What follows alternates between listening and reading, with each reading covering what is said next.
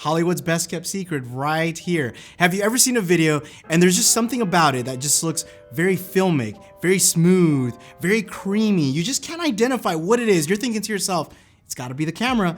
They're using this crazy cinema camera to get that look, but wait a minute.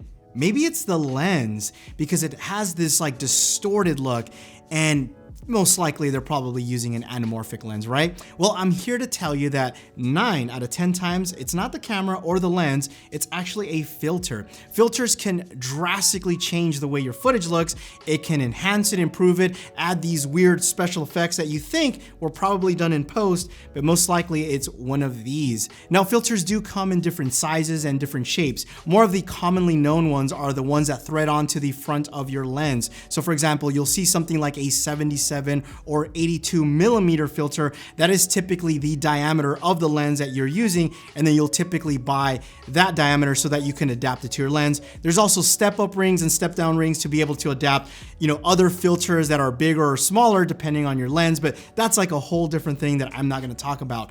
The filters I will be talking about today are these 4x4 filters that are more commonly used on a cinema camera. So typically the way you adapt filters like this is you use a matte box that has a filter tray.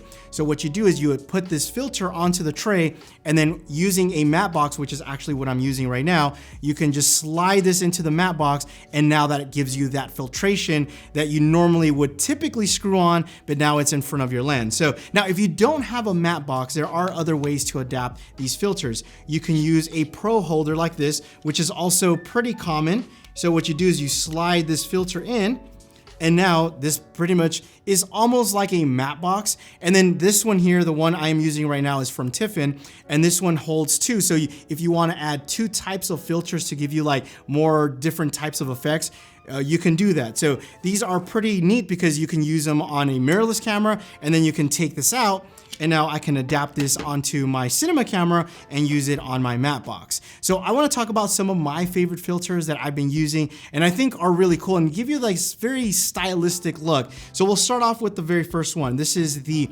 Pearlescent. So you've probably heard of like Pro or Black Pro Mist filter. Those are actually very common.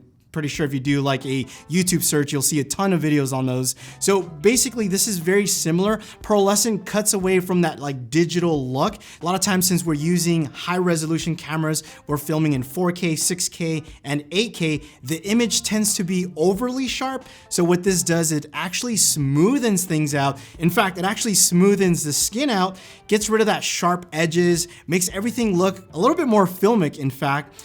The highlights are a little bit better too. So if you have like, for example, I'm pretty greasy. So if I put this on, the highlight roll off is a lot better on skin tones. So what I'm gonna do is I'm actually going to put this on to give you a better idea of how the image will drastically change just by putting this on. So I went ahead and installed the Pearlescent filter. So immediately you'll probably notice that my skin looks a lot more soft, a little bit more baby face, obviously looks better. And even like the highlight roll off is a lot smoother. Even on the highlights on the back lamp, you'll notice that it's a little bit more kind of smoothened out, even probably more so on the little fairy lights here. So they're a little bit more enhanced, a little bit more dreamy. So you'll see a lot of creators use this to just kind of enhance their image. It looks a little bit more filmic. In fact, I believe even creators like Peter McKinnon, if you look at some of their footage, like some of the videos, you'll notice like the highlights are very dreamy and just looks really good. I mean, this is why you want to pick something like this up. So this is actually one of my favorite filters that I like to use, especially if you're doing like professional work.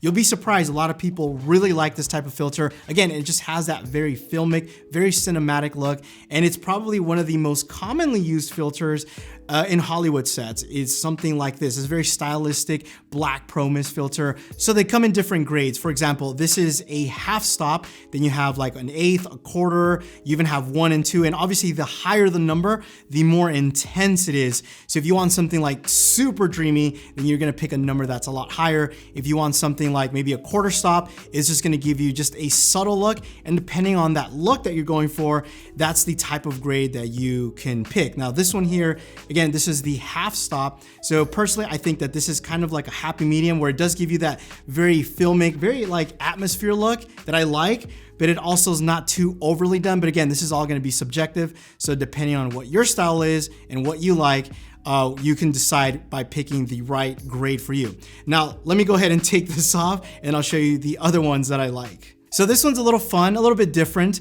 This one is actually one that I would recommend if you film a lot of weddings, because it's just gonna give you this very stylistic look, especially when you're filming lights.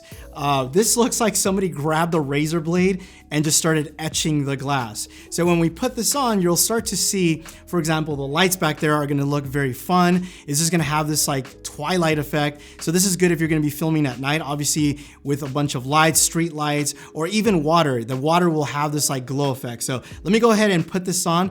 So you'll probably notice it more with the fairy lights over here. They look very streaky, more like a flare in a way, very twinkly. Again, I would probably recommend this more for wedding filmmakers because it just has this like, if you want to call it magical look, I guess, it's cool. I think that a lot of brides will really dig this. Again, especially if you're filming like lights or different types of candles and even water. If you shoot water with this, it has this little glowy effect. So pretty interesting. I like it. It's obviously very stylistic, so you're not going to use this every day, but it is one of those that you definitely want to have in your bag because there are clients out there that actually want something like this, or if they don't want it and you show it to them, I think they're gonna really like it. So it's just one of those little kind of tricks in the bag that you definitely wanna have. Here's one of my favorite ones. This is a graduated ND filter. So what it means is it gradually changes from dark to light. Now this one is very useful, especially when you're filming outside. So a lot of times these skies are really bright because it's sunny. So typically what this does, it will give you a much more balanced image because it's going to cut about 4 stops of light from the very top and then gradually just fade away. So this is, again, very useful when you're filming outside and your skies are just really blown out. And you can see here like the before and after shots with it on and with it off, and it just makes a really big difference. So this actually comes in very clutch when you're filming outside, and it's very useful. So definitely one of my favorite ones.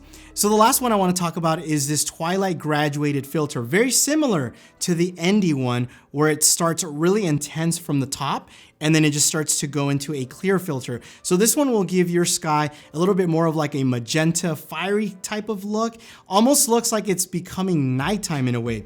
I really like this. Again, these are all stylistic choices. Some of these I know you could probably argue and say you can do it in post, but there's just something about doing it in camera that just looks very clean. So this one here is definitely one where if you want to enhance the sky, maybe it's just kind of a boring, not really a sunset, but you want to make it very fun and stylistic, this one would be the one that I would pick. So I'll leave links down below to the ones that I demonstrated. Again, these are just really cool to add and give your image a much better and in some cases even a more cinematic approach. So if you guys enjoyed the video, give it a thumbs up. My name is Armando. Thanks again for watching and you will catch me in the next one. Adios.